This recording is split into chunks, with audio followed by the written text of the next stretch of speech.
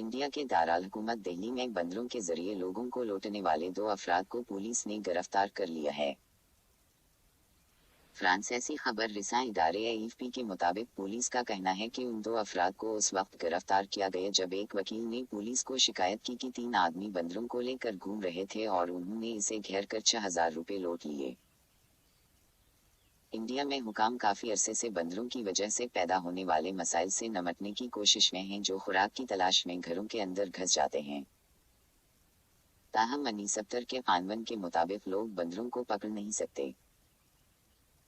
Police के एक एहलकार के मुताबिक जब वो शख्स एक ऑटो रिक्शा में बैठा तो ये आदमी भी रिक्शे में दाखिल हो गए और एक बंदर को अगली सीट पर जबकि दूसरे को पीछे बैठने को कहा। उन लोगों ने वकील के बटवे में मौजूद रकम लूटी और वहां से बंदरों समेत फरार हो गए। पुलिस को शक हवा कि ये गिरवा उस तरह की और वारदातें भी करते होंगे और पुलिस ने उन्हें पकड़ने के लिए एक टीम तश्कील दी। उस टीम ने जुमेरात को एक बस स्टॉप पर उन अफराद को बंदरों समेत गिरफ्तार कर लिया। तीसरा शख्स अभी गिरफ्तार नहीं हुआ जबकि बंदरों को जानवरों की पनाहगाह मुंतकिल कर दिया गया है।